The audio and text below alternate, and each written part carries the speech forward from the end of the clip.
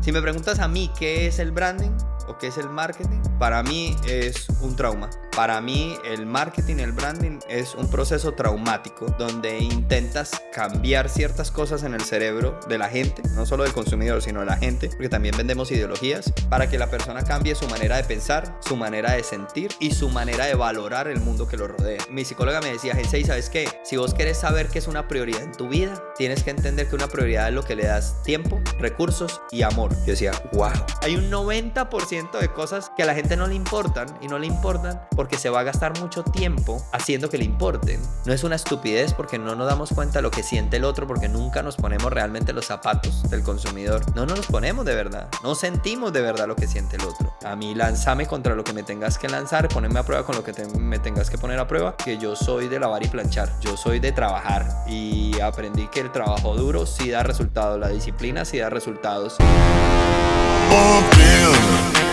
Show me the all damn day. Show me the all damn day. All damn day.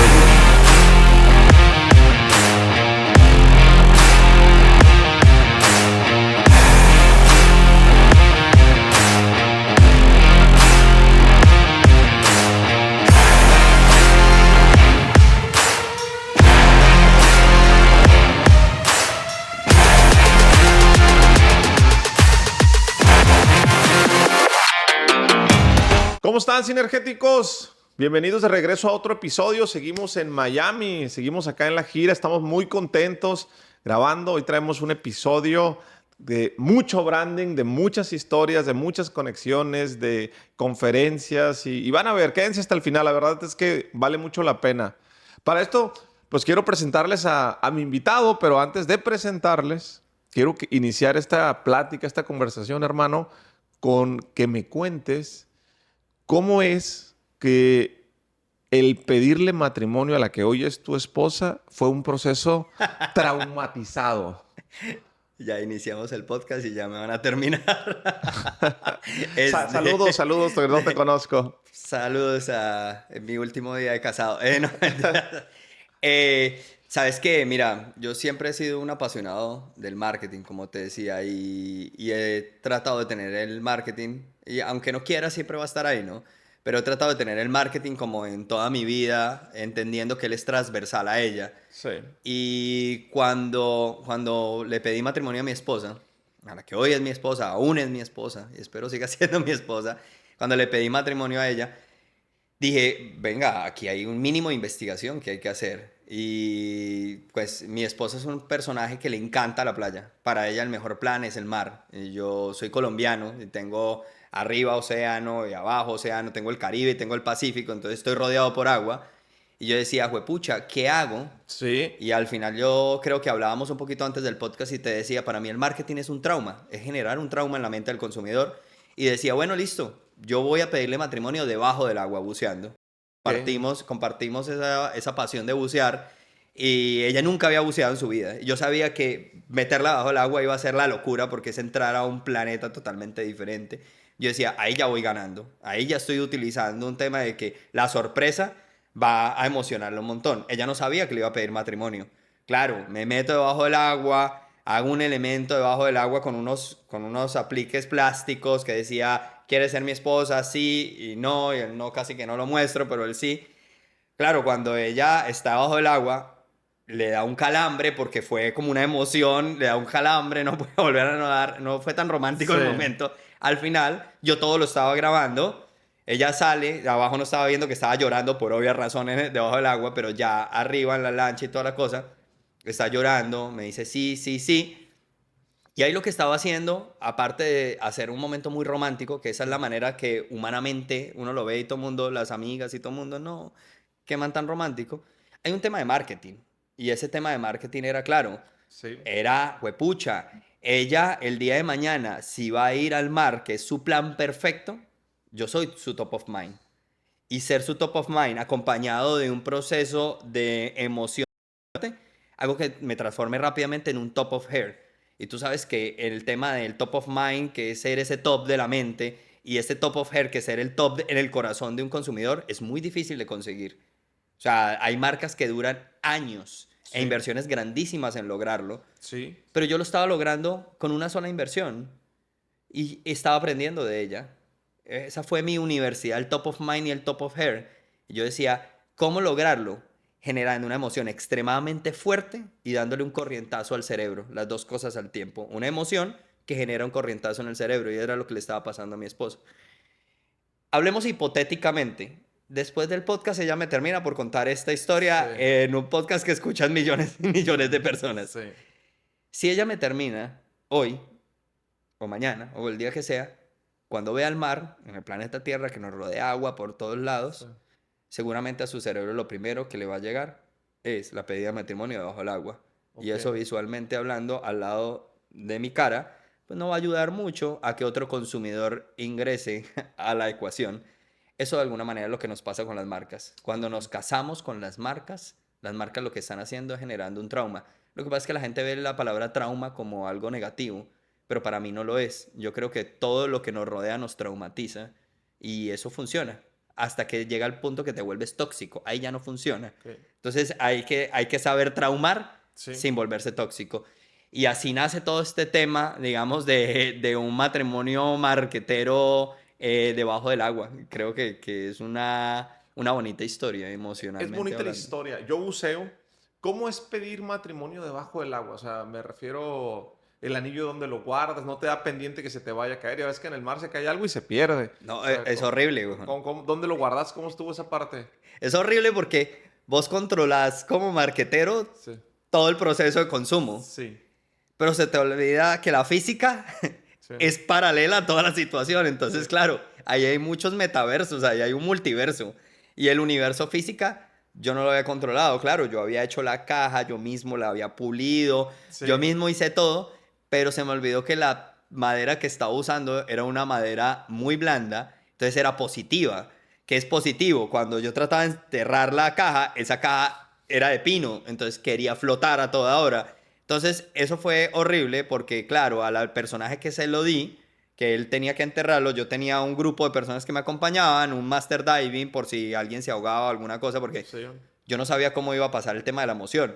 Además que yo sí estaba gastando mucho aire. Vos sabes que en una inmersión normal, Sí. la respiración te ayuda a controlar la inmersión. Pero en medio de la preocupación, claro, yo estaba...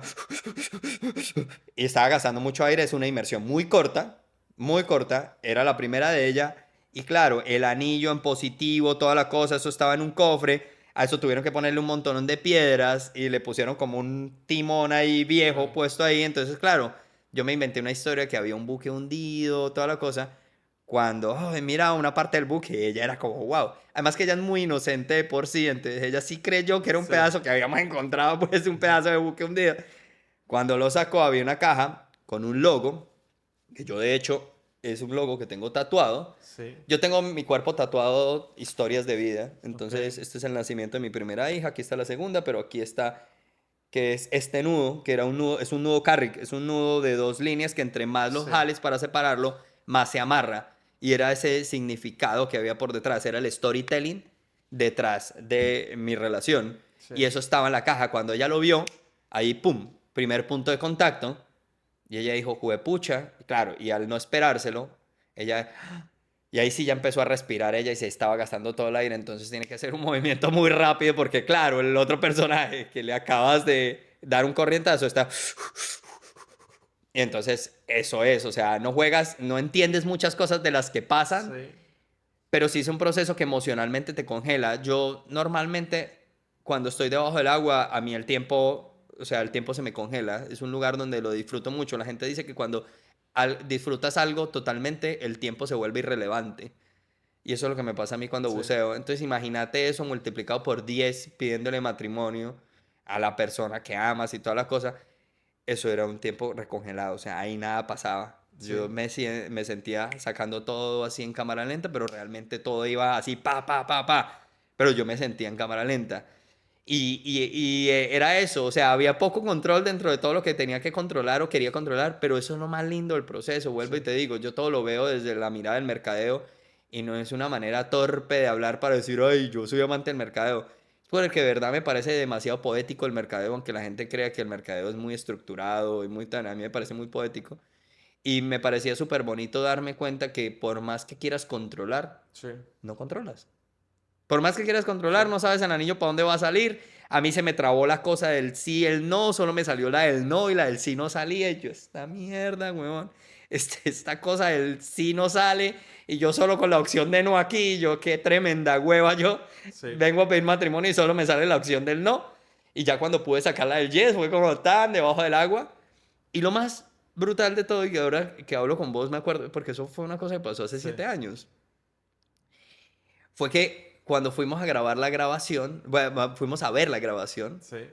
no estaba. No estaba la grabación. Se perdió. Se perdió. No grabó. Y el man que me grabó estaba recontrapenado conmigo, me dijo, me contrataste, no sé qué le pasó, esto nunca falla, no falló. Pues, o sea, ¿qué pasó? No sé. Debajo del agua todo se veía perfecto, pero cuando subí a verla, no está. Entonces, yo decía, Sí. esto es más brutal todavía. Aunque otro diga, la mierda horrible, pero ¿para qué te contraté? Vos si sos bruto, ¿cómo no grabás? Para mí fue supremamente bonito, porque la única grabación que existe está aquella ya. Está en 2 cabezas. Pero eso me lo decían hace muchos años, cuando llevé a mi hija por primera vez a Disney. 1 millón de personas alrededor del castillo de Disney. 999.999 móviles grabando. Sí. Y mi hija de 2 años en Disney París en mi cuello era la única que no tenía un móvil en la mano. ¿Sabes cuál es la única que de verdad tiene el recuerdo? Ella. Porque todos los demás son 999.999 celulares guardando un recuerdo. Pero 999.999 cabezas sin el recuerdo. Por eso me gusta más que no se haya grabado ese momento, porque sé que está aquí donde nunca se va a borrar. Y no está en el almacenamiento de mi iCloud de 200.000 millones de terabytes que nunca voy a volver a ver. Entonces, creo que eso también se nos ha olvidado un poquitico. Y creo que eso también fue bonito, fue un aprendizaje bonito. Que no se grabara no quiere decir que no está grabado. Sí está grabado en el lugar más importante que hay, que es en la mente del consumidor, en mi cabeza, en la de mi esposa. Ahí creo que es chévere. Y creo que por ahí también el marketing como que entra a tocarle a uno la puerta y decirle, o sea, es despertar, despertar. Empezar a ver la vida, dice un buen amigo que nosotros vemos la vida así, que tenemos que quitarnos el celular para empezar a ver la vida así y disfrutar más. No, te pregunto el tema del matrimonio porque decía, ¿cómo le hiciste?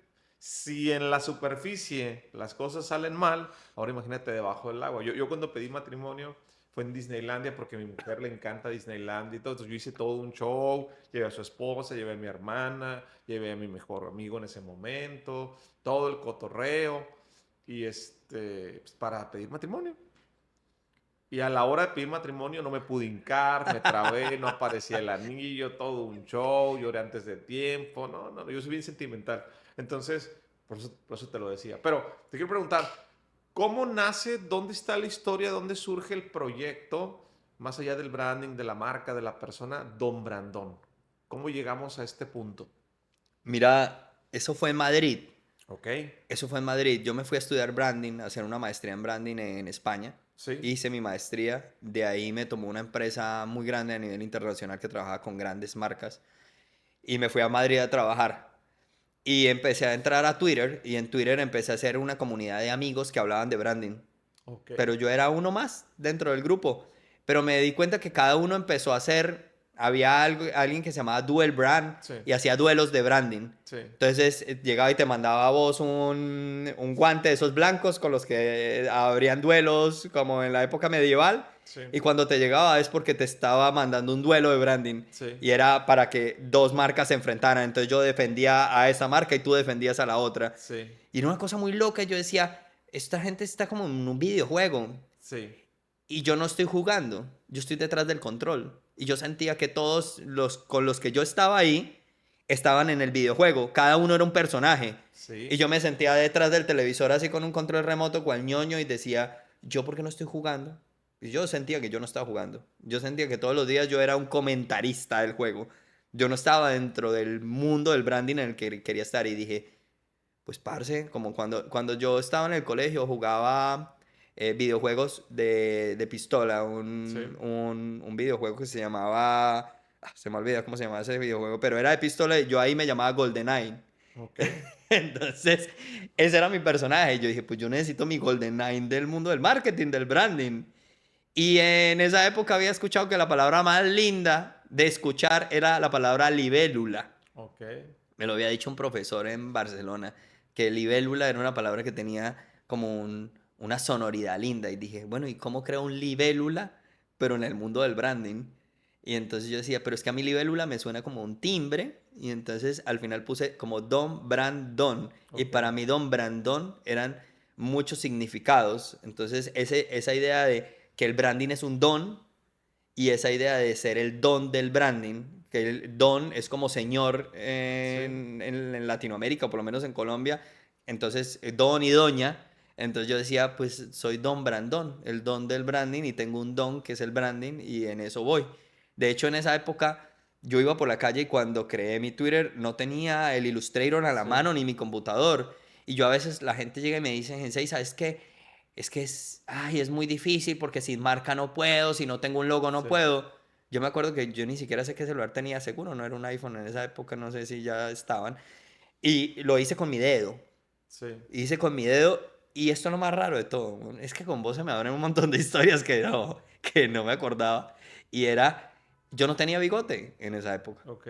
yo no tenía bigote, pero cuando hice escribí el Don Brandón, la tipografía que hice con el dedo, horrible, porque si te la muestro ahorita, al final del podcast vas a decir, ¿en serio, Sí. weón? Es horrible. Y el final de la B y de la D tenían como unos bigotes.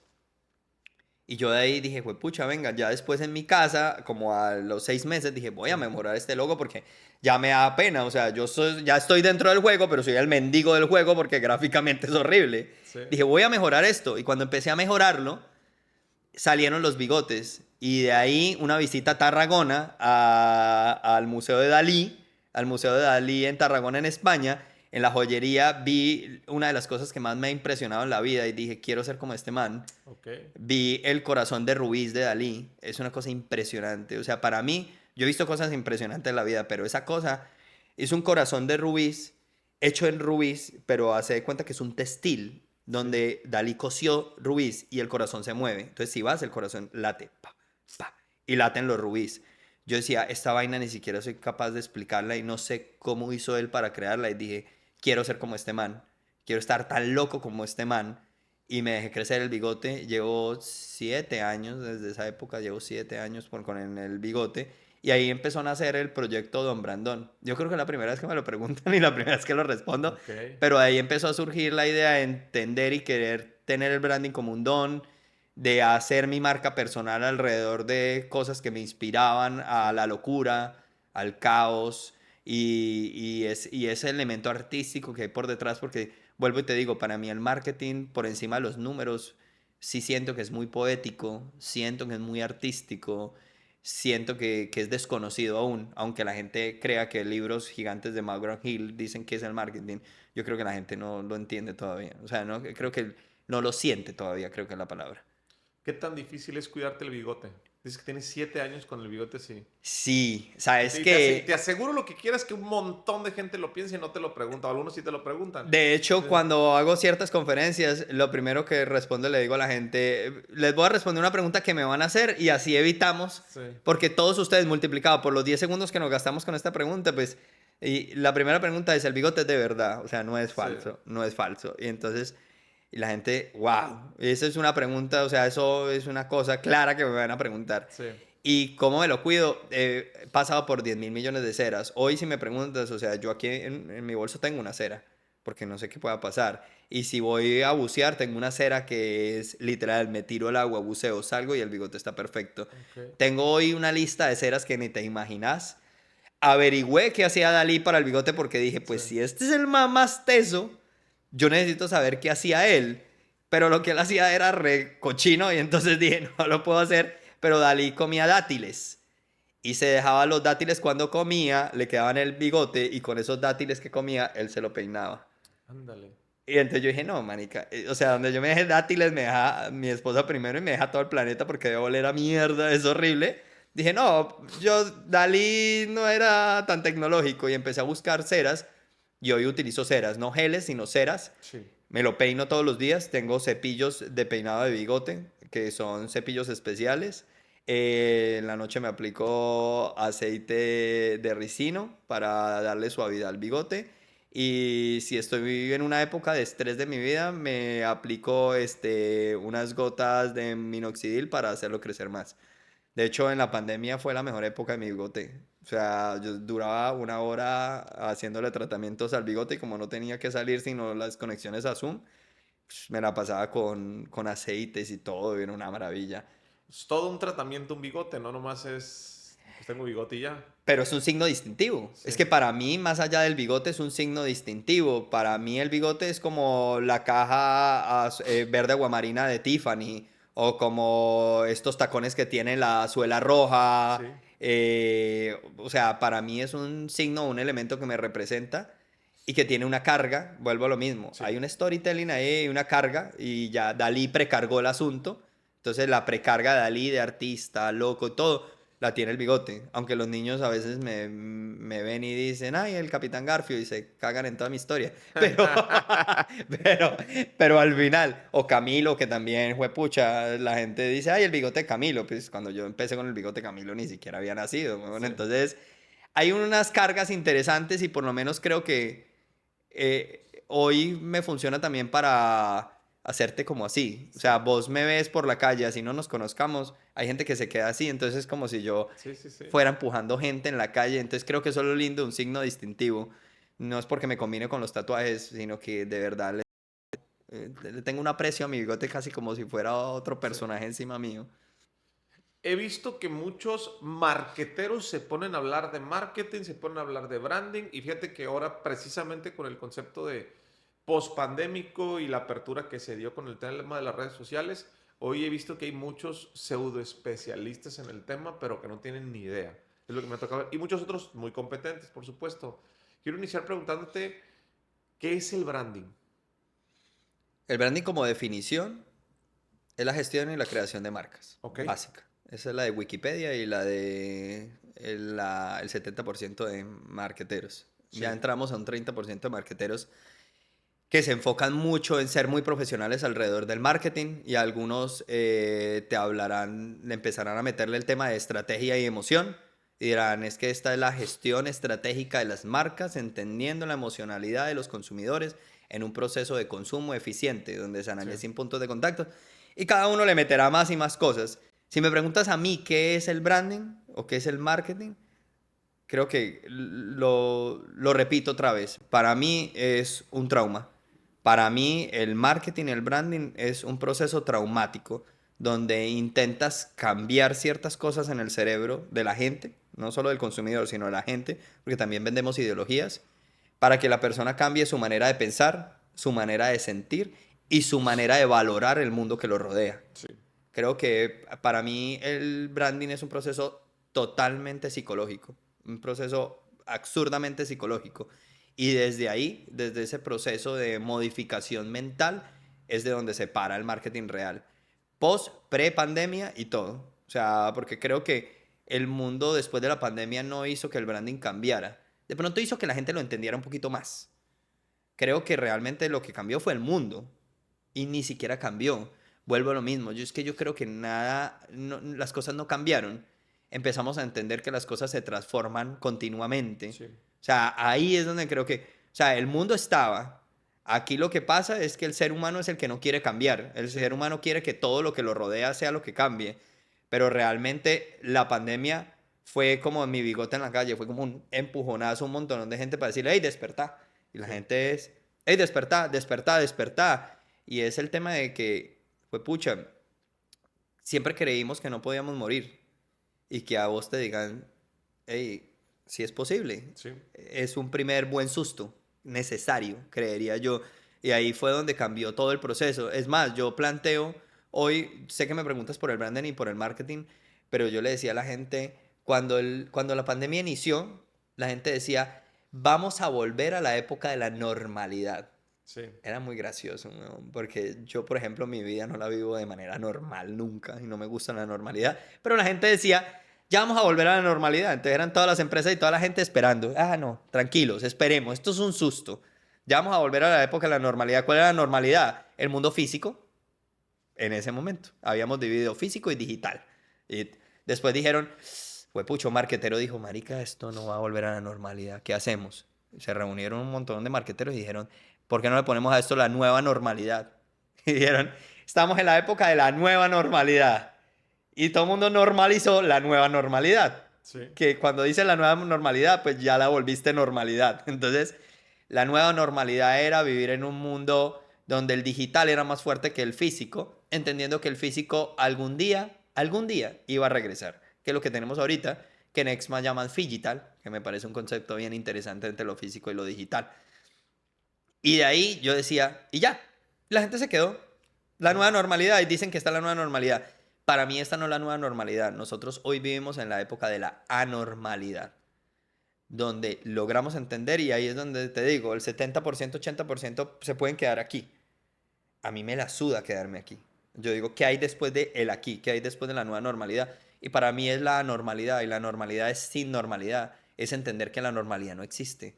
Y cuando entiendes que la normalidad no existe, empiezas a ver procesos de marketing que son mucho más intrépidos, que son mucho más guau. Mira un comercial de Mercedes-Benz, me acuerdo un comercial de Mercedes-Benz donde cogen a una gallina, Sí. una gallina, o sea, estás vendiendo un carro de $80,000 y lo estás vendiendo con una gallina de ¿cuánto puede valer una gallina en dólares? $5, Sí. no sé, y es una gallina que empiezan a mover, pongan en internet si quieren, gallina Mercedes-Benz, y es una gallina que empiezan a mover y la gallina tiene una vaina muy rara, y vuelvo ahí a la física de cuando estaba buceando, y es que la gallina, tú le puedes mover el cuerpo así y el cuello no se mueve. Cómprate una gallina y verás. Vos coges la gallina así y el cuello de la gallina no se mueve. Y ellos estaban explicando el control dinámico que tiene Mercedes. Decían, parce, por más que el Mercedes se agite, tú te vas a sentir que no te estás moviendo. Y eso lo explicaron con el cuello de una gallina. ¿Vos sabés si yo antes de la pandemia hubiera llegado como un marquetero a una reunión de Mercedes-Benz con una gallina en mi mano, diciendo, les voy a explicar el nuevo comercial de Mercedes? Hubiera mandado a ese marquetero para quién sabe dónde. Le hubieran Sí. decir, vos sos ridículo. Vos me estás diciendo que voy a vender un carro de alta gama con una gallina. Estás loco. Hoy, cuando te dicen estás loco es porque estás súper bien. Ok. Hoy cuando llegas con la gallina Mercedes-Benz, le sale una lágrima al director de marketing de Mercedes-Benz. Todo mundo, el presidente de Mercedes-Benz te dice, bravo, una gallina, estaban cansados de presentar el carro. Brutal, alguien llegó con una gallina que no se le mueve el cuello. Esa es la época de la normalidad. Hoy los locos, yo tengo tatuados mis arquetipos. Como te digo, yo tengo, aquí no me ves ningún tatuaje porque vine hoy como muy decente, pero yo tengo tatuado cada vez que me pasa un hito de marca, yo le llamo un hito de marca. Cada vez que me pasa algo muy feliz o muy triste en la vida, me lo tatúo. Y ¿Qué es un hito de marca? un hito de marca es algo que te cambia totalmente la estrategia que tenías planteada en tu vida. Es cuando te nace un hijo, cuando te nace el segundo, cuando te casas, cuando casi te separas, cuando abres tu primer negocio, que lo tengo por aquí. Sí. Yo tengo aquí una palabra que se llama Be Water, my friend, que es una frase de Bruce Lee, Sí.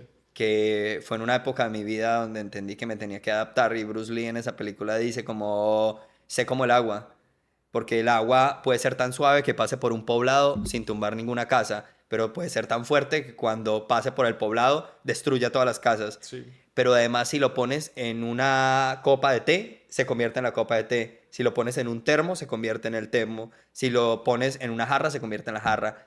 Y yo ese día entendí que tenía que ser como el agua, que estaba teniendo una vida muy rígida, y me tatué esto. Y al otro lado, lo que hizo que me convirtiera en agua, yo soy diseñador industrial por profesión, pero en mi última época en la universidad hice una materia de diseño gráfico. Ok. Y ahí me tatué aquí una frase que dice Lorem Ipsum. Lorem Ipsum es una página de internet que hace rellenos de texto. Yo no sé si has recibido un diseñador que te manda un diseño y nunca le mandaste la información. Entonces te pone aquí va un párrafo, Jorge, y ese párrafo dice Lorem Ipsum dolor sin anepta. Eso es un texto de relleno. Eso es una página que se llama loremipsum.com. Y solo los diseñadores entienden, los diseñadores gráficos entienden qué es Lorem Ipsum. Entonces me tatué esto para que cuando un diseñador lo viera, dijera, parce, sabes de diseño gráfico. Ok. Entonces eran esos dos cambios de vida y son dos, esto es un tipo de pájaro, creo que se llama sparrow en inglés, pero en español se llama, es un pájaro que guía a los marineros. Todo lo que tengo tiene que ver con el mar porque es mi vida, el tema de bucear es lo que haría si la plata no importara, Ok. un poquitico. Y estos dos que tengo, estos tipos de pájaros, guía a los marineros de regreso a su casa. Entonces en ese momento era lo que le daba guía a mi vida y me tatué estos dos elementos. Entonces, claro, esos hitos de marca me recuerdan cuando me veo al espejo, ¿quién soy? ¿Cuántos tatuajes tienes actualmente? Juepucha, 1, 2, 3, 4, 5, 6, 7, 8, 9, 10, 11, 12, 13, 14 tatuajes en este momento. 14 tatuajes. Y cada tatuaje tiene un significado, como los acabas de decir. Sí, cada tatuaje tiene un significado. Por ejemplo, y el lugar donde lo pongo también tiene un significado. De hecho, yo puedo venderle a un cliente una marca con mi cuerpo. De hecho, el título de mi libro es este, que fue mi primer tatuaje. Sí. No, fue mi tercer tatuaje, sorry. Fue mi tercer tatuaje. Aquí dice Branding is not a stupid logo. Ese es el título del libro. Branding no es un logo estúpido en español.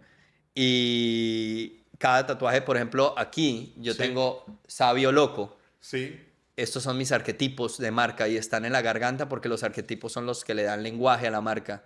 Y esto tiene que ver con mi segundo libro, que es un libro de arquetipos. Entonces, tengo tatuados mis arquetipos. Se supone que todo lo que pasa aquí en mis entrañas y en mi corazón y quiero decir lo que estoy diciendo en este momento en este podcast pasa por acá y aquí lo filtra la locura y la sabiduría y sale. Sí. Puede estar muy loco, pero es mi locura y me soya. Y me gusta un es mi montón. locura. ¿Todo lo que se vende actualmente necesita branding o se puede vender algo sin branding? Lo que pasa es que el branding, o sea, pues pucha, si me voy a la historia del branding, yo decía en una frase del libro, el branding nace gracias a las vacas, porque de hecho brand es el hierro con el que se marcan las vacas, Sí. el brand. Y de alguna manera, hoy usar branding es decirle al otro, esta es mi vaca. Sí. Entonces ahí era donde yo decía, juepucha, el branding es tan interesante que algo no existe sin branding. Tú hoy puede haber una estrella a 10 mil millones de años luz Sí. en este momento. Y nunca la vas a ver. No la conoces. Pero alguien le puso a esa estrella Andrómeda 14. Solo por el hecho de que alguien la nombró, le dio existencia. El primer proceso del branding se llama investigación. Y el segundo proceso del branding se llama naming, que es ponerle nombres a las cosas. Este podcast nace cuando te lo inventas en tu cabeza, pero Sí. existe cuando le pones nombre. Ok. 1 más 1 igual a 3 es un proceso ideológico divino, maravilloso en tu cabeza. Pero cuando vos decís 1 más 1 es igual a 3 y lo muestras, ahí le pusiste nombre y ahí generaste un proceso de existencia. Ahí nace todo. Es que una idea sin nombre no existe. Entonces ahí es donde creo que sí, que el branding es paralelo y necesario a cualquier tipo de idea. En un mundo donde estamos tan... no quisiera utilizar la palabra competencia, pero la voy a decir, que ayer lo hablaba con el doctor Camilo, donde hay mucha competencia. ¿Qué diferencia un buen branding? ¿Cómo podemos decir, este branding es bueno, este branding es diferente? ¿Qué es ese, qué sé yo, que no sé qué, que hace que tenga ese impacto? Yo creo que lo primero es eliminar las creencias de que la gente... Mira, alguien nos vendió una vez en un libro de marketing que la gente compra por emoción y no por razón. Y todo el mundo se convenció de la situación. Y dijo, sí. Entonces vamos a empezar a vender emociones. Y la gente da por hecho que entonces Coca-Cola no te vende un producto gasificado, sino felicidad. Y se quedan con eso. Y dicen, Coca-Cola vende felicidad. Sí. Pero eso es una manera muy mediocre de ver el asunto, porque realmente hay que ver la felicidad que tanto se profundiza. Y ahí es donde uno dice, si Coca-Cola pensara en la misión y en la visión. Misión de Coca-Cola, ser la mayor gasificadora a nivel mundial. Sí. Check. Visión de Coca-Cola, ser la mayor gasificadora a nivel interespacial en 5 años. Check. Eso realmente no mueve nada. Lo que mueve a Coca-Cola no es la misión ni la visión, es la acción. La acción es lo que hace que te levantes todos los días a hacer algo. Sí. Cuando esta mañana nos levantamos de la cama, cada uno de nosotros algo lo accionó. O un conjunto de ideas, una ideología o una sola cosa. Para algunas personas es mis hijos me accionan a levantarme en las casas. Las marcas también tienen ese proceso y ese es el proceso que realmente hace que la competitividad no exista. Porque las marcas compiten primero contra el yo. O sea, tú solo tienes 3 tipos de consumidores. 3, no más. La gente cree, "Ay, es que hay 10.000 millones de consumidores". Nada, solo tienes 3. Yo, ellos y nosotros. Si usted es capaz de venderle a esos 3 consumidores, la saca del estadio. ¿Y por qué hablo de esto? Y para cerrar el tema anterior y es la acción.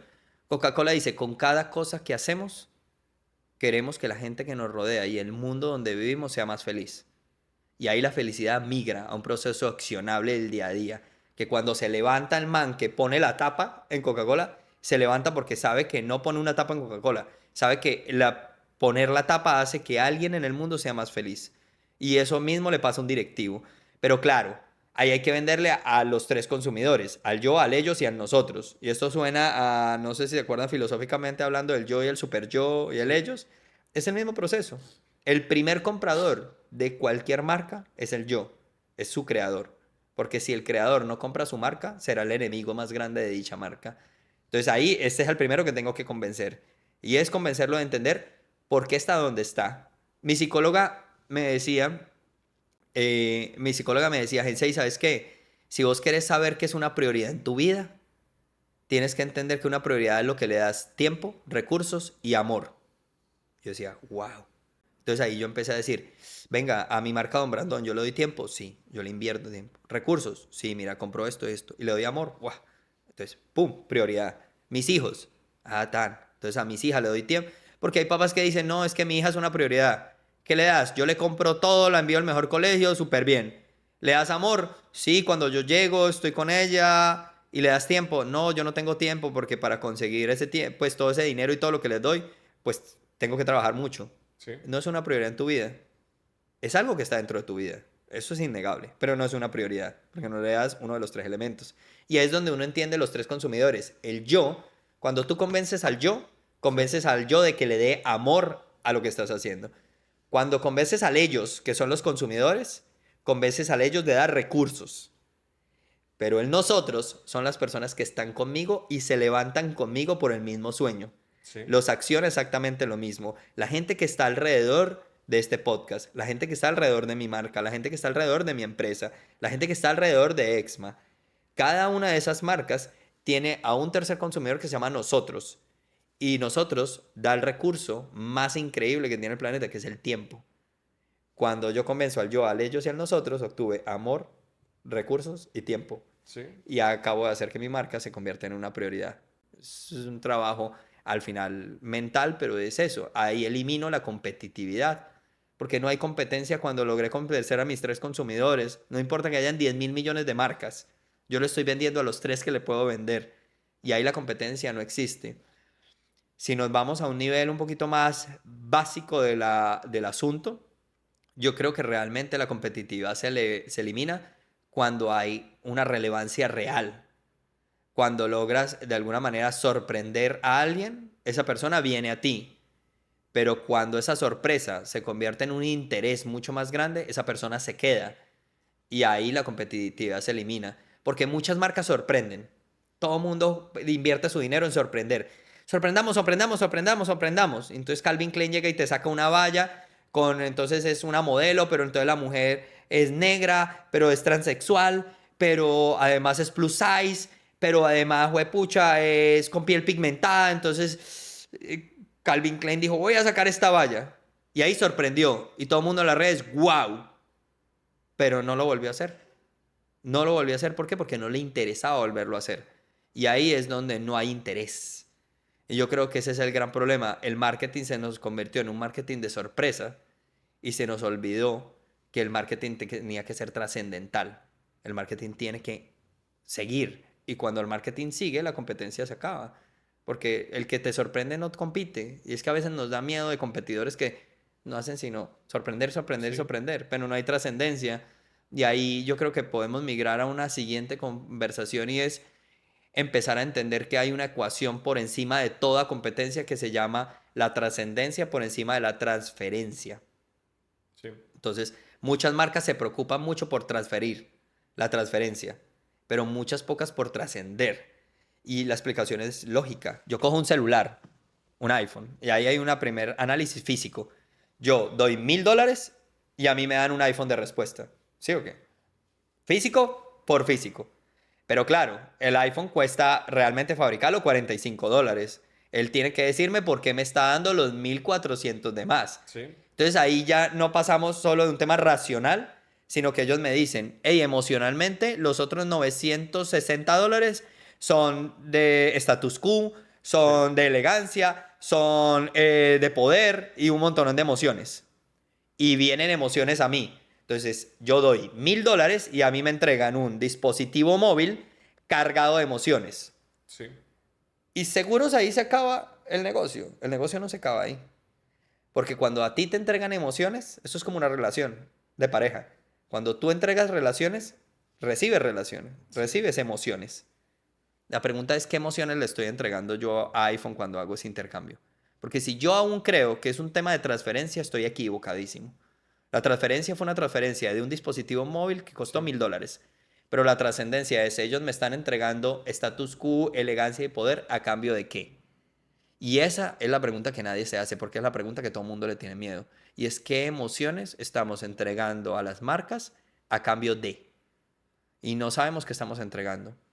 Tiempo, ser a veces sociable, lo que hablábamos ahorita, y vos decías, la gente se está yendo a Disney a ver Disney por una pantalla de, ¿cuántas pulgadas tiene un iPhone? 5 pulgadas, no Sí. sé.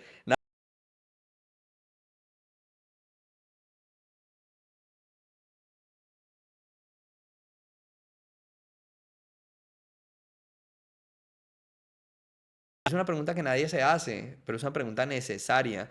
Por eso es que hay tanta ansiedad hoy, tanto estrés y tantos problemas psicológicos. La gente ya no se enferma de una hernia, de una apendicitis. La gente, esas enfermedades ya no son tan comunes. Hoy todo el mundo tiene ansiedad. Y la pregunta es por qué tienes ansiedad y por qué tienes todos estos problemas emocionales. Porque estás entregando un montón de emociones a las marcas a cambio de qué. ¿A cambio de qué emociones? Si vale la pena cambiar tu status quo y tu elegancia por tu tranquilidad, por tu libre albedrío, por tu familia. Creo que ahí hay un proceso bien complejo que, que creo que le tenemos miedo. A esa conversación le hemos tenido miedo. Y es de verdad qué tan trascendente es este proceso marketero por encima de la transferencia que se está desarrollando. Y ahí yo creo que sí hay una eliminación completa de la competencia cuando logra ser totalmente trascendente y ser muy respetuoso y responsable con las emociones que le estás quitando a tu consumidor a cambio de las emociones que le quieres dar. ¿Qué le recomiendas a los jóvenes que se quieren dedicar a todo este tema del branding? ¿Por dónde empezar? ¿Qué le recomiendo yo a los jóvenes? Les recomiendo que no crean que que lees al padre del marketing o lees todos los libros que te dicen que debes leer, ya sos marketero. ¿Qué les recomiendo? Que hay otras disciplinas que rodean a este mundo del marketing que la gente obvia. Antropología, sociología, psicología. Son disciplinas que son respetuosas con el ser humano. En el momento que entras a esas disciplinas que son respetuosas con el ser humano, vas a lograr hacer un marketing respetuoso con la humanidad que te rodea. Es que al final en la transacción el humano está ahí y estás obviándolo porque te interesa su bolsillo, pero es Sí. que al lado del bolsillo hay un cuerpo pegado totalmente sensible. Entonces, yo creo que si digamos, los jóvenes quieren entrar a este mundo del marketing, entender que entrar respetuosamente con la humanidad es un primer paso totalmente necesario. Que leer no te hace marquetero, que lo que te hace marquetero realmente es ejecutar tu lectura y hacer conciencia sobre ella. Yo hoy trato de hacer conciencia sobre todo lo que leo. O sea, y Descartes lo decía, o sea, duda hasta de tu propia razón. Y yo dudo hasta de mi propia razón. Tocaste un tema bien interesante. ¿Qué hace a un buen marquetero un buen marquetero? Este, lo que hace un buen marquetero, creería yo que es su capacidad humana. No perderla, es que la perdemos. Cuando entramos a trabajar con las empresas, perdemos nuestra capacidad humana, totalmente. O O sea, cada vez que nos toca un cliente o cada vez que trabajamos en el departamento de marketing de un cliente, nos ponen a perseguir el sueño contable, nos ponen a perseguir el dinero como resultado y fin último de la transacción. Y creo que ahí perdimos toda humanidad. Lo que hace un buen marquetero, es no obviar su humanidad por encima del oro. Creo que ahí Ok. está el tema. Por más que el oro brille, brilla más la gente. La gente siempre va a brillar más. Y respetar eso, creo que te hace un buen marquetero. ¿Cuál crees que es el secreto para un buen logo? ¡Ja! Es que yo no creo que, yo la verdad no creo que hayan, es que no creo que hayan malos logos. Hay malos diseñadores, eso sí, hay Ok. malos diseñadores. Y hay malos clientes. Yo creo que un buen logo está cuando, es que depende de todo. O sea, yo creería, mira, si estoy atacando a un público de un estrato más bajo, ser descriptivo y objetivo Sí. es mejor. Porque yo necesito que mi nombre, si vendo panes, sea panes la 80. Eso es un naming que me dice que la panadería está a la 80, pero yo le hablo a un tipo específico de cliente que es extremadamente descriptivo y racional. Pero además mi logo seguramente va a tener un pan con un número 80 o un 80 Sí. hecho en pan. Y yo desde mi otro lado digo, ¿qué es eso tan horrible? No, no, no. Eso para ese funciona y está bien. Pero si me voy por aquí, a Brickle, estrato alto, dolarizado, seguramente panadería el 80 no me va a funcionar, ni panes Brickle, ni Brickle caliente, no me va a funcionar. Pero seguramente sí, Brunois me sirve, porque es mucho más subjetivo, es mucho más evocativo. Y ahí es donde digo, wow. Y el logo seguramente no va a tener ni un pan, ni una tacita de Sí. café, ni los símbolos, y va a ser mucho más. La gente dice creativo, pero yo no creo que la creatividad tenga que ver con qué tan enredado es el asunto. Sí. O sea, creo que la creatividad tiene que ver con la capacidad que tienes tú de hacer que tu imaginación se enfoque al tipo de cliente que va a recibir esa información. Porque a este Brunois no le va a servir, pero a este Panadería La 80 no le va a servir.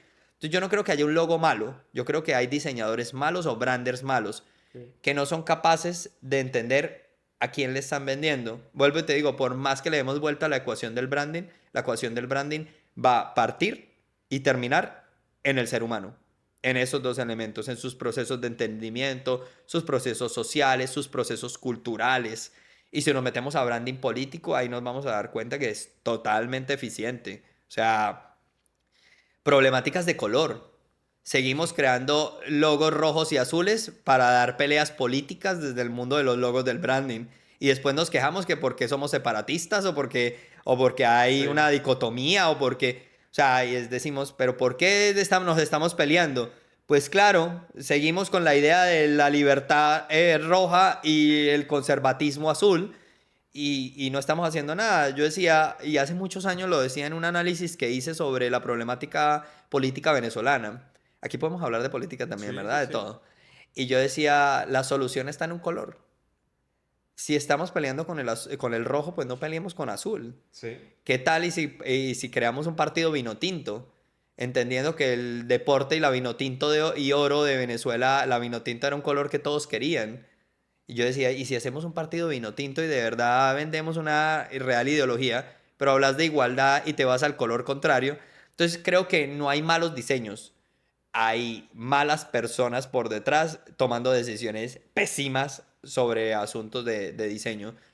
Porque un logo que a mí me puede parecer horrible, malo y el color nefasto, puede salir y funcionar si está en el momento correcto, con el personaje correcto, en el ecosistema correcto.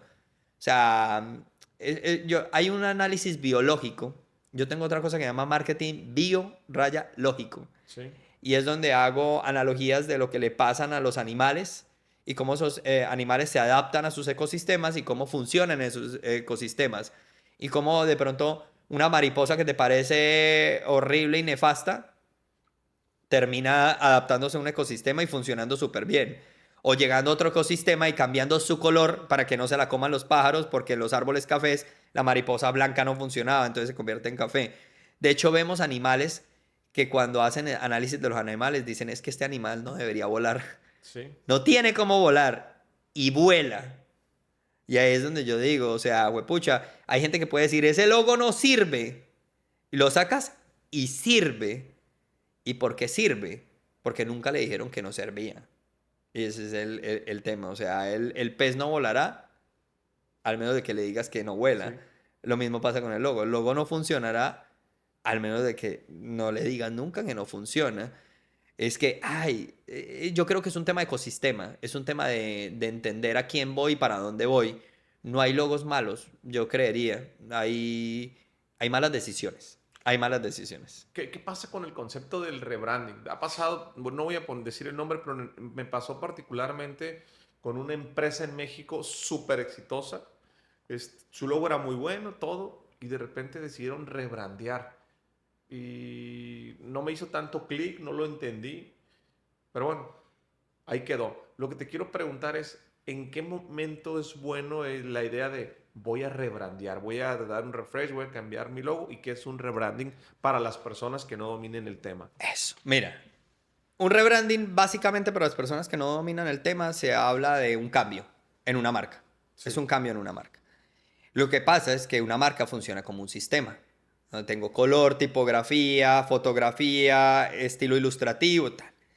Pero ese es mi primer universo del branding, que es mi universo gráfico. sí, Por detrás de eso y en otra capa hay un universo psicológico del sí, branding, donde están tus valores, donde están tus ideologías, donde está tu lenguaje, donde están tus emociones, donde están tus racionales. Y muchas veces cuando tú sientes que no haces clic con una marca es porque, o uno, una mala decisión de sí. una empresa de branding que tomó una decisión gráfica, olvidando la segunda capa que era la capa psicológica, y entonces para vos fue un cambio de marca que no entendiste porque cambió la marca. Dices, pero no tiene ningún sentido. Y pensemos en lo que le pasa a un ser humano. Cuando tú cambias como ser humano y dices, yo necesito cambiar. Tú necesitas cambiar porque esa necesidad de cambiar te la da algo que te está pasando en la vida. Sí. Hay muchas marcas que deciden hacer un rebranding que es que ya llevamos mucho tiempo con esta marca. Yo puedo llevar 35 años conmigo y decidir que me siento cómodo conmigo, que mi estructura relacional con lo que me rodea, tanto las personas que son mis consumidores y el ecosistema que es mi mercado, Sí. funciona bien, es estable, soy eficiente. Y ahí la pregunta es, o sea, si un tigre o un chita o un leopardo caza y llevas 200 años cazando de la misma manera Sí. y sigue cazando, ¿por qué va a cambiar? Si sigue cazando bien. Al menos que el personaje, o sea, la gacela que está Sí. allá, aprendió que la cazan así, entonces la gacela aprendió a dar curvas cerradas y el leopardo empieza a ver que baja su consumo y dice, tengo que cambiar. Pero cambias por un proceso biológico. No cambias simplemente porque crees que el tiempo te está jugando en contra. Conozco marcas de más de 100 años que no han tenido cambios y no se preocupan por él. Entonces creo que el rebranding es una toma de decisiones donde cambias porque algo realmente te está pasando. Y eso que te está pasando, si nos lo llevamos a un proceso psicológico, tenemos que entender que tiene que ser algo o muy, muy, muy, muy feliz o algo muy, muy, muy, muy triste. Cuando te pasan cualquiera de esas dos cosas, algo muy, muy feliz en tu vida o algo muy, muy, muy, muy triste, empiezan a haber cambios psicológicos en vos. Date cuenta cuando nace un hijo. Usted pudo ser el más forajido en la universidad y todo y tan, y nace tu hijo y seguramente tu cerebro dice que hay que hacer rebranding, weón, Sí. porque estás muy forajido y ya no se puede, aquí hay que ser cuidador. Y empieza un cambio psicológico, de la capa psicológica, empieza a haber un cambio que termina haciéndote un cambio gráfico. Sí. Y empiezas a vestirte de otra manera, empiezas a tomar ciertas actitudes diferentes, empiezan a haber ciertas cosas en tu morfología, así no quieras. ¿Que es obligatorio que la gráfica cambie? No. Pueden haber rebranding psicológicos. Lo que pasa es que cuando hacemos un rebranding psicológico, mi cliente, que es el que está dando el dinero, dice, pero yo, ¿cómo así? Yo pagué y no me cambiaste el logo. Sí. Quiere ver algo. Quiere ver algo. Sí.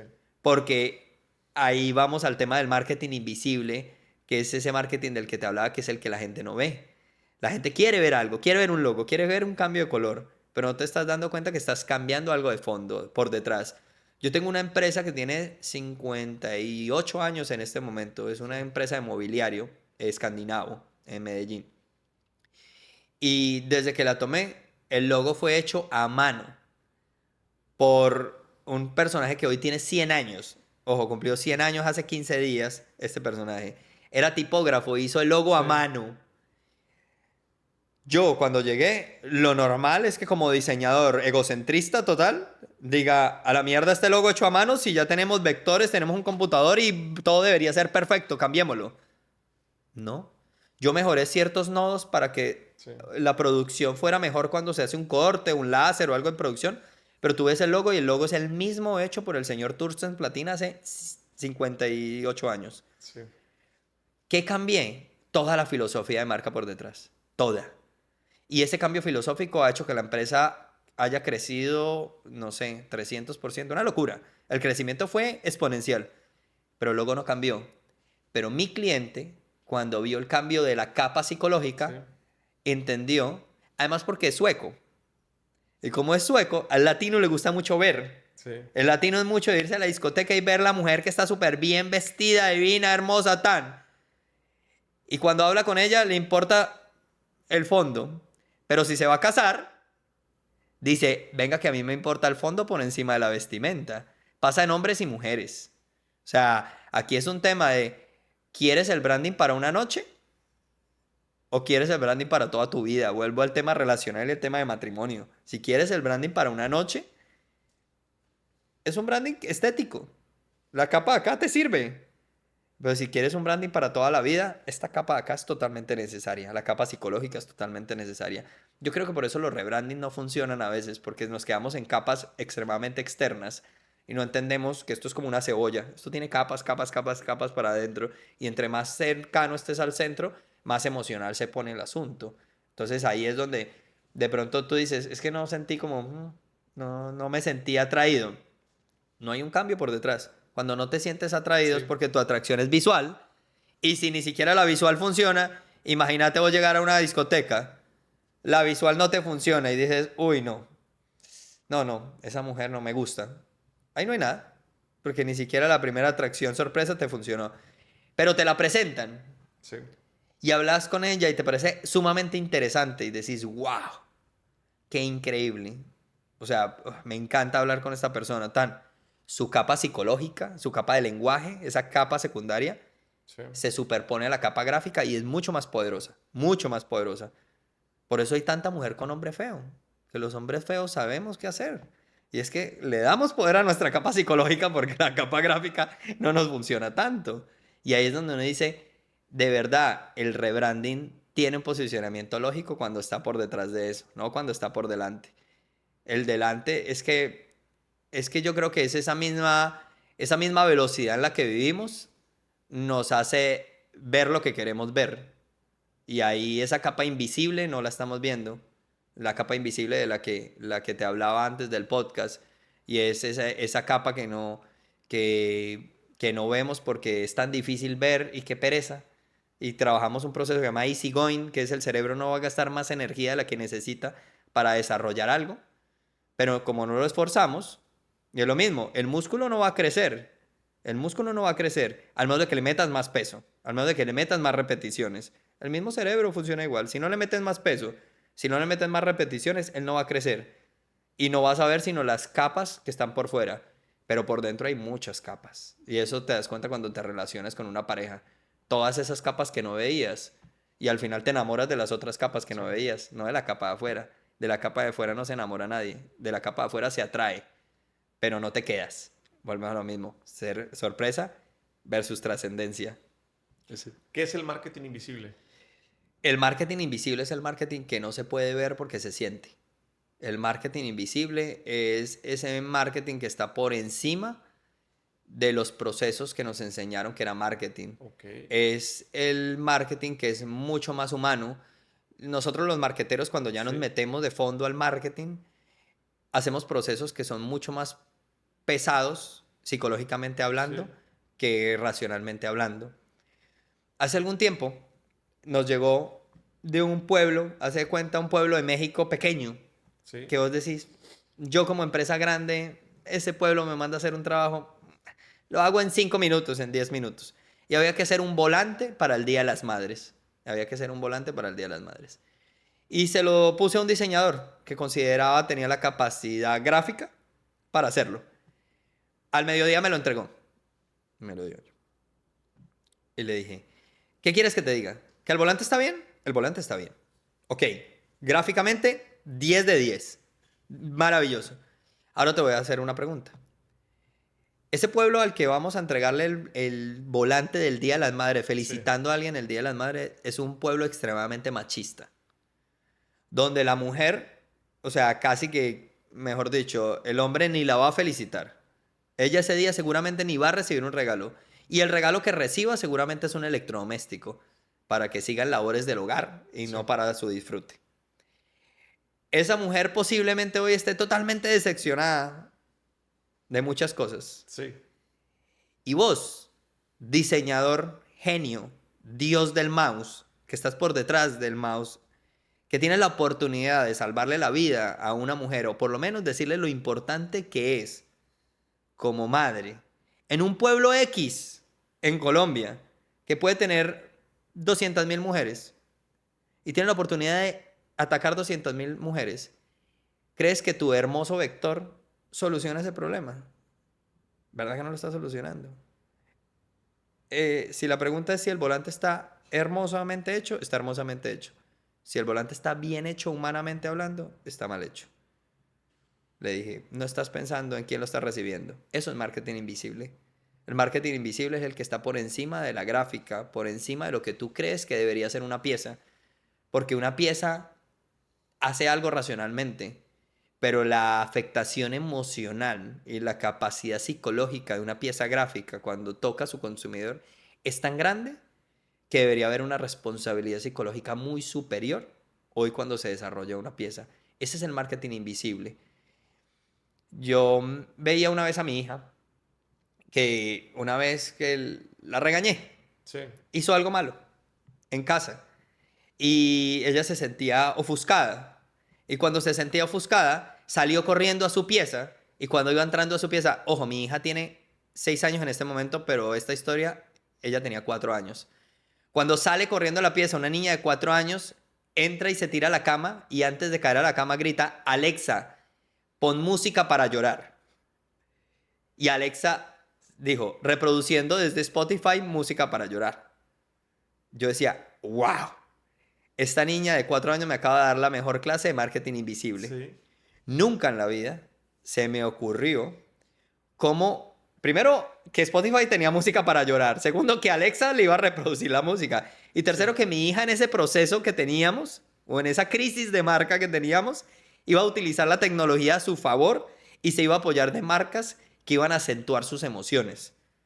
Todo ese proceso, digamos que de inteligencia por detrás del proceso marketero, es el marketing invisible. Entender cómo ella empezaba a aumentar sus emociones o de tristeza con la ayuda de una lista de reproducción que tenía ciertas notas, que si yo me ponía más pesado en el asunto y entendía cuáles eran las canciones que estaban en esa lista para llorar de Spotify, podía lograr el día de mañana desentrañar un poquitico cuáles son las notas musicales que son capaces que una persona aumente su tristeza, porque es necesario aumentar su tristeza. Y ahora, más allá como marketero de marketing invisible, entender por qué a una persona le interesa aumentar su tristeza.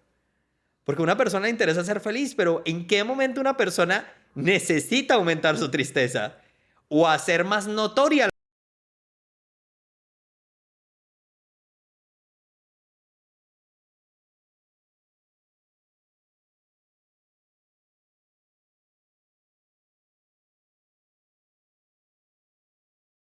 Y no le importan porque se va a gastar mucho tiempo haciendo que le importen y no le interesa gastarse ese tiempo.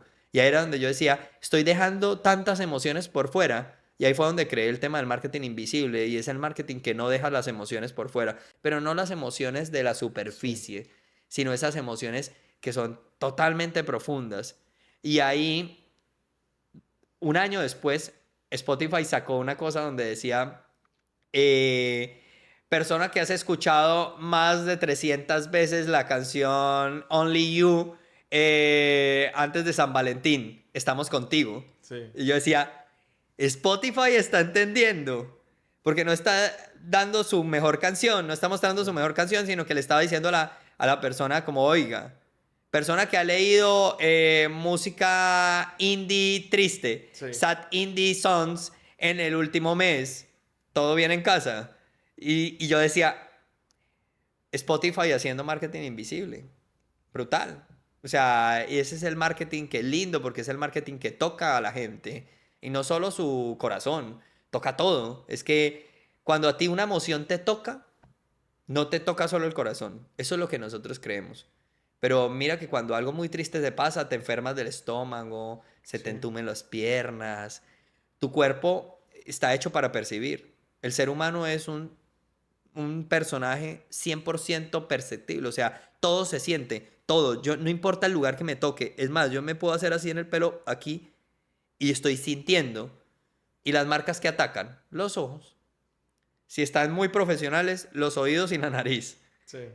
Pero ¿a cuántas se les ha olvidado que todo nuestro sistema siente? ¿A cuántas se les ha olvidado eso? Y el marketing invisible lo entiende. Y es lo que trato de ofrecerle a las empresas y en mis conferencias. Es decirle a la gente, si estás aprovechando ese sistema que tienes al frente, que es el ser humano, si estás haciendo que de verdad sienta o simplemente crees que sentir en la superficie es suficiente. No, de hecho, el ejemplo que me platicaste antes de empezar a grabar de tu mamá del marketing invisible es poderosísimo. Compártelo. Ese es brutal además porque me toca mucho y cuando lo digo en las conferencias a veces se me sale la lágrima o se me seca la garganta porque me tocó muy de cerca. Y es que yo te contaba que viví en un edificio Sí. en Medellín. Yo viví en un edificio en Medellín que colapsó por mala construcción. Los constructores tomaron unas decisiones que no eran. Entonces, ¿Así en estos tiempos? sí, en estos tiempos. Wow. Eso fue hace Literal, un edificio. 7 años, un edificio de 24 pisos, 5 torres. O sea, la más grande tenía 24, le seguía una de 20, tin, y venía escalonado, pero la Sí. más pequeña tenía 14 pisos. Estamos hablando de una cantidad de gente impresionante dentro del edificio. Un edificio nuevo. Sí. Y había que construir columnas a 5 metros y ellos Sí. decidieron construir a 10. Sí. Y había que echarle tanto cemento y decidieron quitar cemento y echar agua. Y las decisiones que se tomaron ingenierilmente hablando fueron malas. El edificio colapsa, una de las torres, eran 6 torres pegadas, una de las torres colapsa y mata a 11 personas. Y cuando mata a esas 11 personas, pues obviamente el edificio hay que desalojarlo. Mi mamá salió corriendo, cuando hubo el colapso, mi mamá salió corriendo con las escaleras y ella me cuenta que las escaleras se iban cayendo mientras ella iba bajando, era impresionante. O sea, eso fue un tema traumático para mucha gente. Pero cuando el edificio se colapsa, nos llevan a todos, un hotel que está justo al frente, nos presta una sala de reuniones. Sí. Y en medio de, vuelvo a lo mismo, a veces hay algo invisible que no tocas porque tú crees que lo visible es lo único importante. Y yo estaba en lo visible, ¿y qué era lo visible? Los problemas legales, las demandas, conseguir comida, ropa, un montón de elementos que para mí eran importantes. Manejar las redes sociales, porque entonces yo era el marquetero, entonces a mí me metieron en las redes sociales y yo manejaba el Twitter de ahí. Por ahí pedí ayudas para los bomberos que estaban tratando de rescatar esas 11 vidas, porque al caer y colapsar, pues todavía había probabilidad de salvarlos. Y estábamos ahí en la búsqueda, comida para los bomberos, Red Bulls, porque perdían un montón de kilos metidos allá, tratando de ponerle a los otros 5 edificios cemento. Era una locura. Yo tenía 10.000 millones de cosas visibles en mi cabeza. Y tenía a mi mamá justo al lado. Sí. Justo al lado. Pero con todo esto, ella era invisible para mí. Pero no solo ella, sino muchas de sus emociones. A los 2 días del proceso, mi mamá me dice, Gensei, necesito que me ayudes a conseguir un lápiz para los ojos. Obviamente yo estaba en el mundo de lo visible, Jorge, y yo le dije, no te estoy entendiendo. Acabamos de perder una millonada o una cantidad de dinero absurda en un apartamento que tenemos allá y ya no va a existir porque lo van a tumbar Sí. y nos vamos a quedar es con un pedazo de aire, pero un pedazo de aire no se vende. Y perdí mi computador con todos los de mis clientes. Allá están las joyas, está la ropa, están mis recuerdos, está todo. Y tú me estás pidiendo un lápiz para los ojos, para hacerse la línea del ojo. Yo le decía, la verdad, mamá, yo voy a tratar de parar un momento. Y hay un primer punto importante, parar para ver. No paramos, no vemos, porque vamos tan rápido que no vemos. Y paré un momento y le dije, mamá, explícame. ¿Para qué quieres un lápiz para los ojos? Y la explicación que me dio, primero, me destruyó como toda la vida, porque me dijo, desde que tengo uso de razón como mujer, me pinto la línea de los ojos en la mañana para sentirme mujer. Sí. Llevo 2 días donde no me siento mujer. Y yo pasé saliva en ese momento y dije, le dije, qué pesado, porque algo que vale $1 lleva 2 días sin hacer que mi mamá se sienta como una mujer. Perdió su género. Sí. Y la gente puede decir, qué estupidez. No es una estupidez. No es una estupidez porque no nos damos cuenta de lo que siente el otro, porque nunca nos ponemos realmente los zapatos del consumidor. Sí. No nos los ponemos de verdad. No sentimos de verdad lo que siente el otro. Y una solución que costaba $1 hacía que mi mamá en la mañana se sintiera hermosa, se sintiera bella, se sintiera mujer, se sintiera femenina. Pero yo lo había obviado. Sí. Porque para mí No era importante. no era importante. Porque lo importante era lo legal, el dinero, tan.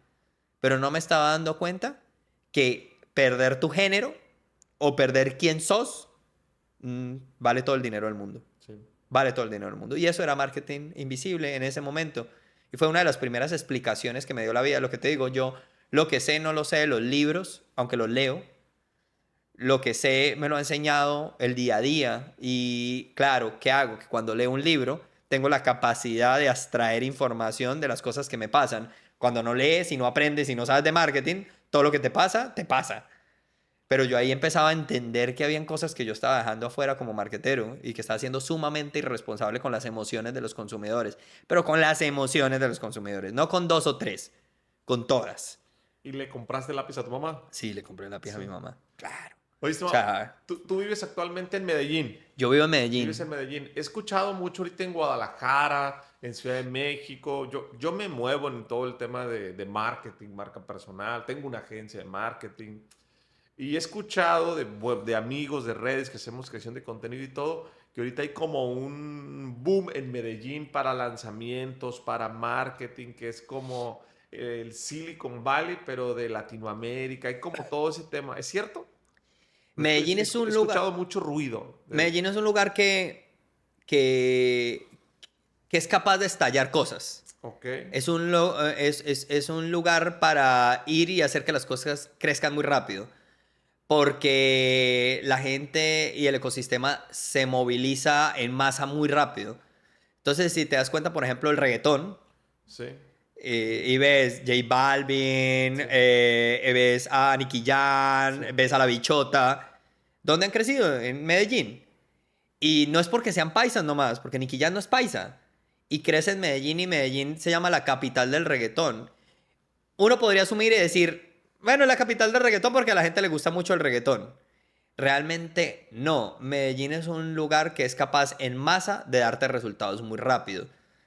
Entonces, eso es una gran ventaja. ¿Por qué? Porque en otras ciudades, por ejemplo, en un Bogotá o en un DF o en un Caracas, en Venezuela, no pasa eso. La gente no se moviliza en masa. La gente se dispersa mucho, se separa mucho. Entonces, hay los que les gusta esto y los que les gusta esto. Pero Medellín es un lugar de verdad que la masa somos como un cardumen. Ok. Entonces, esa idea de cardumen. ¿Pero a qué te refieres como en masa? Somos masa, ¿por qué? Porque Medellín hace muchos años era como el Cataluña o el Barcelona que se quería independizar. Entonces el paisa es muy de trabajar en grupo. Entonces si vos me decís cómo es Medellín, es como Esparta. O sea, somos 300. Usted puede ponerlos a luchar contra 1.000.000, que ellos dicen nosotros somos capaces contra todos. Entonces el paisa es muy regionalista, pero esa idea regionalista también ha hecho que las cosas que se lanzan en Medellín funcionen muy bien a nivel internacional. Que seamos capaces de lanzar, por ejemplo, podcasts y la gente, si a alguien le gusta y se empieza a hacer la masa, el día de mañana es muy fácil ser un podcast muy reconocido. Porque el paisa funciona como cardumen, funciona como masa. Si inyectas la suficiente energía en el lugar que es, sos capaz de mover a todo el cardumen rápidamente. Entonces, muchas de las cosas que hoy están pasando en Medellín no es porque Medellín sea la capital de la innovación ni de la tecnología del mundo. Vuelvo al tema, es un tema Sí. social. Es un tema de poder entender al paisa, que Sí. es el gentilicio de allí, y poder aprovecharse de ese entendimiento de eso. Entonces, yo tengo amigos que lanzan cursos virtuales en Hotmart o cualquiera de estas plataformas y venden $1.000.000 en un lanzamiento y uno dice, lanzamientos de $1 millón. Sí, se dan muchos alrededor del mundo, pero que te impulse desde Medellín, alguien que no conocían sino en Medellín, es un tema interesantísimo. Entonces creo que es el tema de aprovechar el cardumen Sí. y que de verdad son muy regionalistas y esto, si vos pones algo en Medellín y lo hizo un paisa, ellos dicen es que no hay mejor que paisa. De hecho, yo no soy paisa, vivo hace 17 años en Medellín y yo digo que lo más brutal de salir de Medellín es volver. Ok. Yo hice Medellín-Miami y el día más brutal es el 24 que vuelvo. O sea, para mí ese es el día volver a Medellín y te vuelves muy regionalista, te vuelves muy amante de la masa, amas estar allá y creo que eso empuja mucho los procesos que uno hace. Si tengo que ir a Medellín, sí, que tengo que conocer, que sí o sí no me puedo perder. Pues pucha, es que yo lo que te digo, Medellín es una ciudad que trabaja un proceso de innovación social tan interesante que si vos me decís qué conocer, te lo voy a decir desde el turismo. Desde el turismo te voy a decir, tenés que conocer la Comuna 13. Sí. ¿Por qué? Porque es hermosa. Pero ahora te voy a decir Como por una 3, la Comuna 13. 13. 13, además que te va muy bien con el tema de los números, a vos el 13 y el ¿Qué es 1 más ahí? 1 más 3. Pero ahora te lo voy a hablar por qué conocer la Comuna 13 como proceso de pensamiento. La Comuna 13 fue el lugar más violento del mundo hace muchísimos años. Era donde vivían los sicarios de Pablo, donde todo lo malo pasaba allí. Donde se hizo una operación Orión, donde el gobierno entró y mató indiscriminadamente a 1.000 millones de personas. O sea, eso fue locura. O sea, imagínate unos helicópteros Black Ops disparándole a un barrio donde las calles no te dan salida y que se muera lo que se tenga que morir. Era un exterminio. ¿Hace cuánto fue eso? Eso fue hace muchos años. Yo ni siquiera creo que yo estaba vivo. O sea, en la época de Pablo. No, la Operación Orión fue con Uribe, de hecho, fue en el primer mandato presidencial de Uribe, que eso ponle 4 que tenemos ahorita, 4, 8, 12, 16, 20 y algo de años, creería que Ok. fue la operación. Y han pasado cosas muy tristes en esa comuna, muy tristes, mucha violencia. Yo fui profesor de la comuna, y le daba clases a niñas y me tocaban historias súper tristes donde me acuerdo una vez una niña que la niña siempre llegaba Sí. con capucha. Allá le decimos chompa. Sí. Chompa es un saco con capucha. Sí. La niña llegaba con chompa a las clases. Yo solo le dictaba a niñas. Sí. Clase. De marketing. Pero no el marketing que le enseñó a todo el mundo. Vuelvo a lo mismo. Era el marketing que ellas necesitaban. Lo que ahorita que me preguntaba lo del logo, era el marketing que ellas necesitaban. Sí. Eran ejercicios que para mí podían ser muy básicos, pero para ellas eran un cambio de vida absoluto. Eso sí es marketing. Ok. Ese sí era el marketing que yo quería enseñar. Y una niña me llegaba con chompa. Yo no entendía. Y una vez se quitó la chompa y por debajo había una niña hermosa. Pero, o sea, era como ver un ángel. Vos no te imaginas. O sea, era una niña divina, piel blanca, rubia, ojos azules. Era impresionante. O sea, era como ver, no sé, una Atena. Pues, o sea, era impresionante. Era una cosa que era una niña tan divina. Y yo no entendía por qué estaba debajo de esa chompa. Yo decía, no entiendo por qué está debajo de todo eso. Y nunca, o sea, solo la vi una vez. Y me explicaron, me dijeron, ¿sabes qué? A ella le mataron a su papá al frente. Le dieron bala a su papá al frente. Después volvieron y le mataron a su hermano a puñaladas al frente. O sea, le dieron por ahí unas 30 puñaladas al hermano al frente. Y a ella no la iban a matar, pero lo que hicieron los manes que apuñalaron es que con el cuchillo que apuñalaron al hermano, le cortaron todo el cabello. O sea, le cogieron el pelo que lo tenía ya re largo y le cortaron el cabello. Y desde ese día ella usa chompa. Porque le quitaron su feminidad en su momento. Sí. Siendo una niña, pues tenía las dos muertes de sus personas queridas al frente. Sí. Y después con el mismo cuchillo que apuñalan a su hermano, le cortan el pelo y la dejan tusa. Allá se llama tusar, cortar el pelo y dejar calvo. La tusaron. Ta, ta. Imagínate a un grupo al margen de la ley haciéndole eso a una niña pequeña. Obvio, ella estaba escondida. Sí. Estaba escondida. Y el ejercicio que hizo que se quitara la capa era un ejercicio que yo llevaba un montón de revistas con una profesora que en ese momento dictaba la clase, le pegaba una hoja carta de papel bond al frente a la portada y le decía a ellos, si el día de mañana tuvieran la oportunidad de salir en una revista en portada, ¿en qué revistas saldrían y cómo se verían? Y ese ejercicio lo hacían en pareja, entonces ella se lo quitó para que la pintaran y la dibujaran. y ella quería ser policía, Sí. pero no para vengarse, para evitar que a otras niñas les pasara lo que le pasaba a ella. Y yo decía, qué ejercicio Sí. tan pendejo al final, pero tan poderoso, porque hizo que se quitara la capa. ¿Cuántas veces se puede quitar a esa niña la capa en un mes? 2, 3 veces. Y ese ejercicio había tenido la posibilidad de que se la quitara y que la gente se diera cuenta de lo hermosa que era. Y que se pudiera abrir, ¿no? No solo la Sí. hermosura, vuelvo a la capa gráfica, sino a la capa psicológica, Sí. a esa hermosura que había por dentro. Y era una niña que se estaba dando la oportunidad de mostrar un poquito quién era y quién quería ser.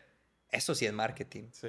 Lo otro vale huevo. Lo otro que a mí, por lo que a mí me pagan todos los días para que les haga la pieza para la Semana Santa, la pieza en la valla para tal, eso, eso, eso es un Sí. marketing que digamos que es el que comercialmente funciona. El fondo es más importante. El otro es una cosa de locos, el otro te cambia la vida y le cambia la vida a las personas que están ahí con vos. Entonces, un lugar para visitar, la Comuna Comuna 13. 13. Y hoy está muy bonito.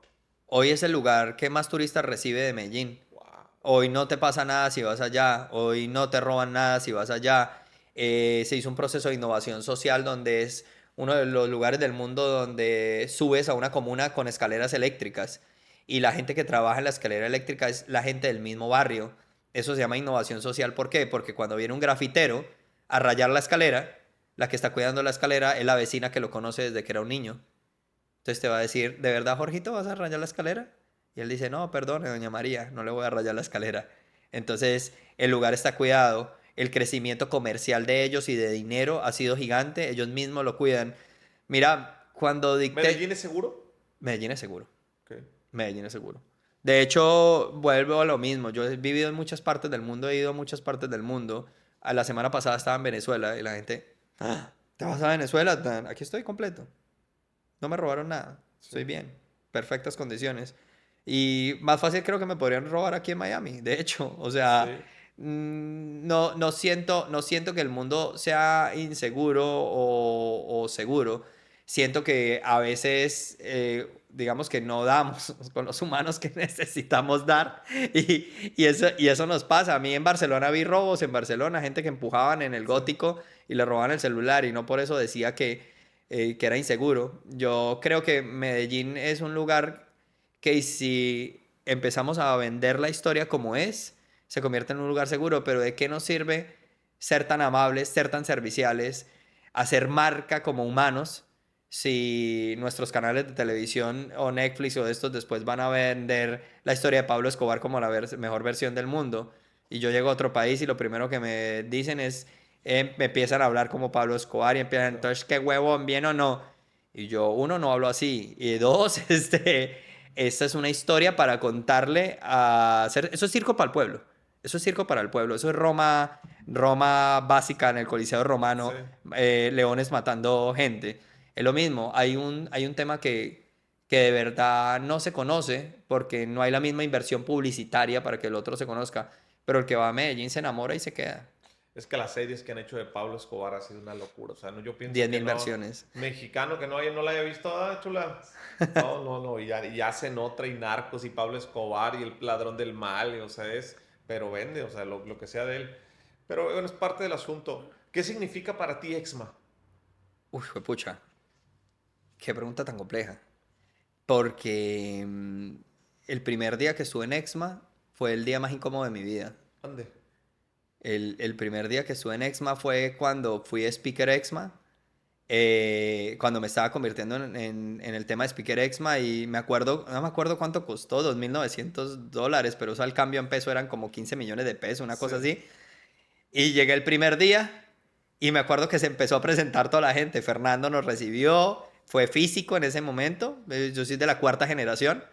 Y empezaron a presentarse, entonces empezaron todos los que hoy son amigos míos, entonces empezó una Hilda Besón, yo tengo 60.000 seguidores, tengo un grupo de yo no sé qué, yo, ay marica, 60.000 seguidores, y yo tenía como 200 seguidores, y yo, pucha, bueno, yo ya no voy, éramos 15, 18, no me Sí. acuerdo, yo dije, bueno, ya no voy de primero, voy de segundo, y después un man que hablaba como entre francés y español y dice, yo soy el director de marketing de DHL en Europa. Y yo, no, marica, ya voy de tercero. Y después empieza, yo soy el director de mercadeo de Copa Airlines para Latam, Marco Cando. Y yo, Dios mío, ya voy de cuarto. Y entonces empieza Mónica, este es mi segundo libro. Y yo, Dios mío, tiene el libro. Y yo, ¿cómo así? Y cada uno que se presentaba para mí era un golpe al ego. Era un golpe al ego porque yo era profesor y todos mis alumnos me decían gracias, porque gracias a vos amo el diseño. Y yo dije, pues soy bueno. Y la gente se quedaba en mis clases 4 horas y le encantaban y le cambiaba la vida a la gente. Y yo decía, soy bueno. Pero cuando me metí a Exma dije, marica, hay un montón de gente buena. O sea, aquí lo que hay es gente buena y yo soy muy malo. Y entonces yo decía, qué incomodidad. Y lo primero que dije fue, acabo de votar. Eso me sumaba más los pasajes, Sí. el carro que había rentado, todo. Yo dije, Dios mío, yo acabo de votar como 20 millones de pesos a la basura. Yo aquí no voy a hacer nada. Sí. O sea, esta gente está muy crack y yo no tengo ni libro ni nada. Y ese fue el primer día. Ok. El primer día. El segundo hicieron un ejercicio eran unos papelitos, 3 papelitos, y con eso había que crear una historia y había que salir a hablar con eso. Pero eran 3 cosas que te salía: manguera, buñuelo y rojo. Y uno decía, ¿yo qué hago con estas 3 palabras, Dios mío? Y me acuerdo que la primera que se presentó fue una venezolana, Hilda, y esa vieja empezó a hablar en cubano, y de cubano pasó a hablar venezolano, y de venezolano pasó a hablar como este latino en Miami. Y cambiaba sus acentos y su manera en la que se movía. Y yo, Dios mío, ¿a qué me metí? Esto cada día empeora. Segundo día, yo estoy al borde del suicidio. Sí. Yo decía, los peores días de mi vida. Y el tercer día fue el día que ya nos presentamos con nuestra conferencia, nuestras charlas. Y ahí alcancé a notar que la charla de nadie era totalmente clara y que todo el mundo hablaba de lo mismo. Y yo también hablaba de lo mismo. Y ese día yo salí graduado como speaker Exma. Ese fue mi primer encuentro con Exma. Fue uno de los días más dolorosos de mi vida, de verdad, porque yo llegué a Colombia a cuestionarme muchas cosas. Pero fue el mejor día de mi vida. Fue el más doloroso, pero fue el mejor día de mi vida. De ahí dije, yo voy a por el oro. Voy a ser el primero. Voy a ser el primero, cuésteme lo que me cueste. Y dije, ¿tiene el libro? Listo. Yo voy a empezar con mi primera página y me empecé a levantar 3 de la mañana todos los días por un año completo. Yo me levantaba de 3 a 6 a escribir. Mientras mi familia dormía, yo escribía. Y escribía de todo. Y le daba, y le daba, y le daba. Hoy tengo un libro de 236 páginas que saco este año. Con todo el orgullo de mis trasnochos y todo el orgullo que va a ser un libro que revolucione el temas de marketing. Yo creo que Exma llegó en el momento que yo necesitaba que llegara. Y lo agradezco totalmente, de verdad. O sea, para mí como speaker fue un cambio gigante. Me puso a prueba. Sí. Yo hoy entrevisté a Fonseca. Me dieron la oportunidad de entrevistar a Fonseca, el cantante colombiano. Y en la entrevista me fue bien. Y cada vez que me iba bien decía, sí sirvo, sí sirvo, sí sirvo. Me monté a una tarima en Panamá y me encantó. Y eran 800 personas y dije, pucha, sí sirvo. Y las votaciones dicen que sí sirvo. Fui profesor en FIU para Human Branding. O sea, me ha dado la oportunidad de decir, no estoy completo, pero sí sirvo. Y me quedo en ese punto, weón. Me quedo en ese punto de decir, no estoy completo, pero sí sirvo, porque ese no estoy completo me permite seguir adelante y cada día querer ser más y que no haya un fin. Okay. Que no haya un fin me gusta un montón. Y la otra ventaja es que Exma cada vez mete a gente más grande, gente con muchos más superpoderes. Entonces cada vez estoy más expuesto y me encanta estar expuesto. Ese día lo odié. Hoy me encanta estar expuesto y le digo a Fer, poneme 15.000 personas al frente. O sea, a mí tírame a la guerra. Le digo, a mí tírame a la guerra, que no le tengo miedo a las balas. Okay. A mí lánzame contra lo que me tengas que lanzar, poneme a prueba con lo que me tengas que poner a prueba, que yo soy de lavar y planchar. Yo soy de trabajar y aprendí que el trabajo duro sí da resultados, la disciplina sí da resultados. Y lo que vos decís, 1 más 1 es igual a 3. ¿Qué significa para ti 1 más 1 es igual a 3? ¿Y cómo ves tú el branding de 1 más 1 igual a 3 del concepto sinergéticos desde fuera? ¿Cómo se percibe? Alguien que sabe de branding. Mira, yo veo todos tus videos, escucho tus podcasts y cuando te vi por primera vez te vi en México. De lejos, weón, ni te saludé ni nada. Yo dije, mira, gente famosa. Entonces yo estaba allá y 1 más 1 igual a 3. Ibas entrando justo. Me acuerdo de vos porque ibas entrando con tu equipo por la parte de atrás donde lo revisaban a uno antes de irse ya para la tarima. Sí, Y ahí te vi con tu camiseta. sí. A mí el concepto de 1 más 1 es igual a 3 me gusta un montón por dos cosas. La primera, porque me da mamera que la gente crea que 1 más 1 es igual a 2. Ajá. O sea, yo digo, de verdad, al día de hoy nadie se pregunta nada. Entonces, cuando lo vi por primera vez, dije, este marica se pregunta algo. Este man se la suda ser igual que todos los demás. Sí, Y ya cuando me meto al lado humano, cuando veo los videos tuyos donde muestras ejemplos de cosas que pasan cuando de verdad sumamos sí, para los otros, digo, ahí está el ejercicio básico de este tema. El ejercicio básico de este tema es que cuando yo hago algo con vos, sí, no lo hago solo por nosotros dos, lo hago por otros más. sí, Y ese 3 ni siquiera lo cuento yo como una sola persona. Para mí ese 3 es la humanidad entera. sí. O sea, el ejercicio que hacemos entre dos no lo podemos hacer queriendo que el resultado sea entre dos. Lo tenemos que hacer pensando en ese tercero. Sí. Y ese tercero es un individuo que yo hoy podría decir humano, y ese humano es toda la humanidad. O sea, realmente, aunque vos digas que 1 más 1 es igual a 3, Sí. en esa ecuación ese 3 rojo significa todos. Uno Ok. más uno es igual a todos. Creo que ahí está lo lindo del asunto de tu ecuación. Como ejercicio me parece claro y me parece rompedor que la gente pueda abrir yo un canal de comunicación cuando Sí. la gente espera un 2 y se encuentra un 3.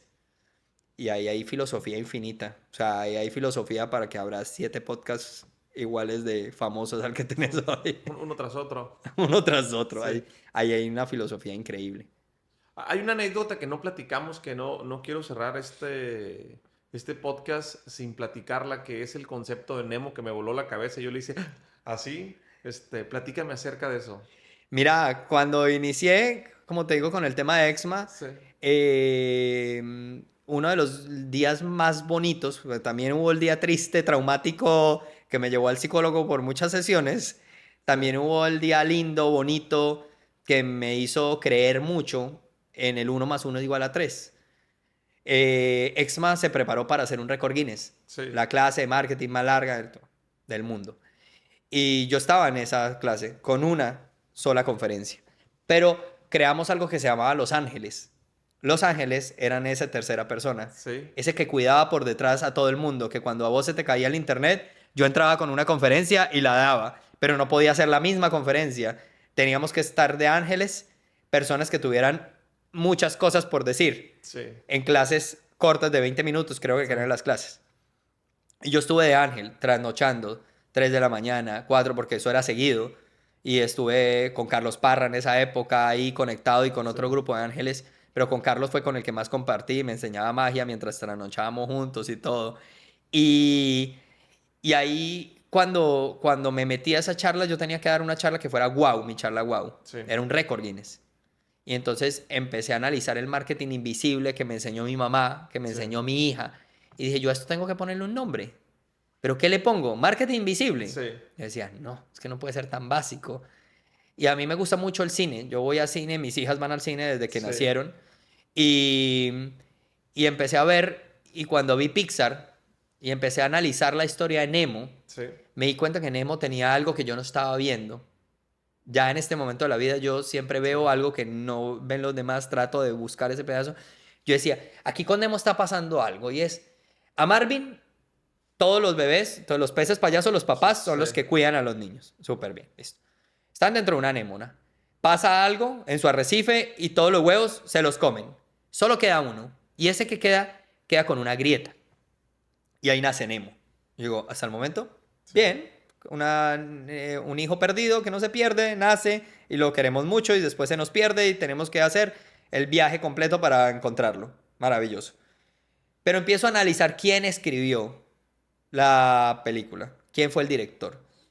Y veo un video de él en TED que se llama Las claves para crear grandes historias. Y veo que por detrás de él hay una historia de vida muy parecida a la de Nemo, sí, donde él era un personaje que nace con un problema y le dicen que no debe nacer. Y digo, ojo que aquí hay otro personaje que iba a morir y no murió. Y digo, pues, ya va, algo está pasando y hay un trasfondo en la historia. Y cuando empiezo a analizar toda la historia, me doy cuenta que la historia es un tema de marketing invisible total. Y que cuando buscas Nemo en Google, y para que hagan el ejercicio los que nos están escuchando, busquen en el traductor de Google, pongan Nemo, del latín al español, y se van a dar cuenta que Nemo significa nadie. Nemo no existe. La película se llama Buscando a Nadie. La película se da en el cerebro y en el trauma de Marvin, el papá, que realmente pierde a todos sus hijos. Y ese huevito que tiene el quiebre, realmente es un quiebre a la salud mental o al cerebro de Marvin. Es el quiebre que se da, él se traumatiza totalmente con la muerte de todos sus hijos y nace esa necesidad de salvar a uno. Y esa necesidad de salvar a uno es la película en la que estamos. Estamos metidos en la mente de un papá que pierde a todos sus hijos, pero estamos metidos en su carencia. Estamos metidos y estamos viendo una película desde su anhelo más profundo. Sí. Por eso es tan linda la película, porque es ese anhelo profundo del papá donde estamos viviendo. Todo lo que pasó en la película pasó en la cabeza del pez. Entonces yo digo, buscando a nadie es lo que hoy hacemos. Hoy estamos buscando a nadie, estamos buscando ese marketing invisible, ese marketing que anhelamos y que creemos que no existe, pero sí existe, porque le podemos dar existencia en nuestra mente. Y de ahí nace Buscando a Nemo, que con esa, pues cuando la presento en el récord Guinness, entre todos los speakers, que éramos 127 creo, hacen una votación. Primero, que la gente se traumatizó cuando digo la historia, la gente es como, ¡ah! Buscando a Nemo no existe, Dios mío, acabas de arruinar mi infancia. Sí. Y yo, depende de la manera en la que lo veas. ¿La arruiné o te la arreglé? Porque te estás dando cuenta que hay anhelos y carencias de la gente que hoy debería ser muy cuidadoso con ellos. Y ahí quedé primero. En las votaciones salieron 10 presentaciones, quedé primero. Tuve la oportunidad de venir a Miami, a FIU, a dar una conferencia entre FIU. Ahí están muchos de los franquiciados de EXMA, que EXMA está repartido por toda la TAM de manera impresionante. Muchos que no me querían ni siquiera para estar en tarima porque me habían visto en otras presentaciones y dijeron, normal. Me vieron en tarima y les gustó mi trabajo en tarima y la manera en la que me expresaba y cómo me movía y la frescura del tema. Y ya me llevaron a otros países y ya los resultados en cada país iban reafirmando el asunto. Estuve Panamá, Bolivia, Ecuador, República Dominicana, aquí en Miami, ahorita Venezuela. Entonces cerré el año haciendo todo. Fui uno de los speakers que hizo todo el recorrido por todos los países de EXMA con Buscando a Nemo. Y bueno, este año que se viene la nueva temporada que es Buscando a Dory, que es mi nueva conferencia. Buscando a Dory.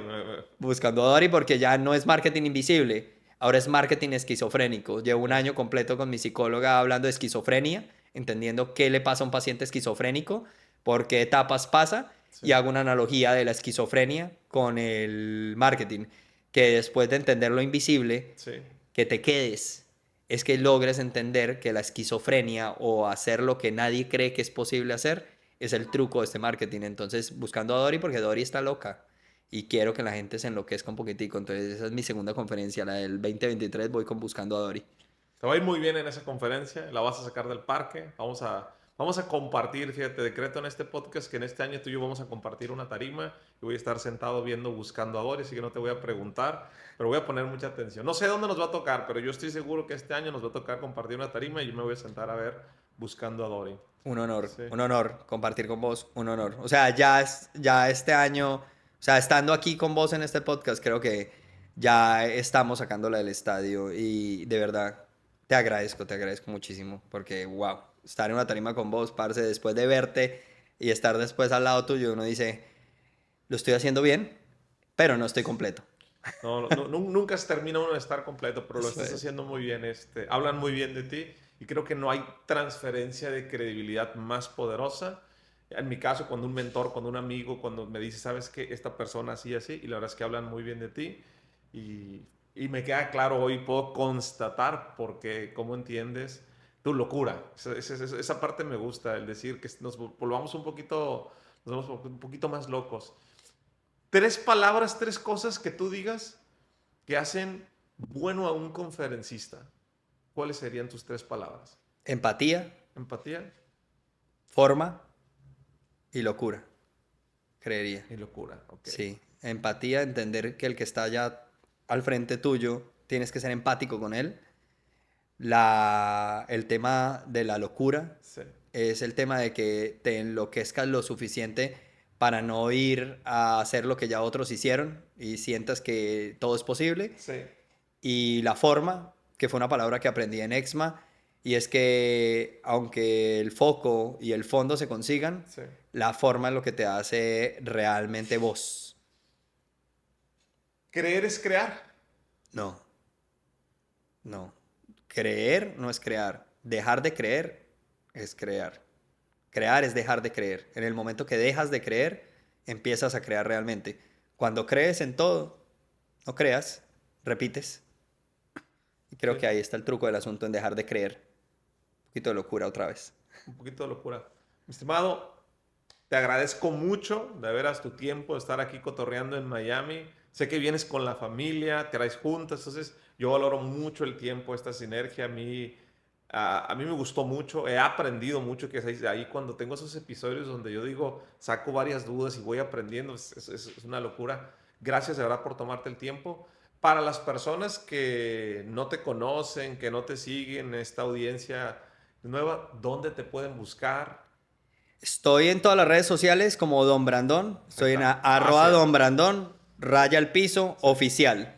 Porque ya Ok. habían tomado el otro, entonces Don oficial. Brandón, Raya el Raya al Piso piso, Oficial. oficial. Sí. Estoy en todas las redes. En Instagram me muevo mucho. Le respondo a todo el mundo en Instagram. Sí. Y ahí me pueden encontrar para lo que sea. Estoy en LinkedIn, estoy en YouTube, estoy en Spotify, estoy en todas. Pero en Instagram me muevo súper bien.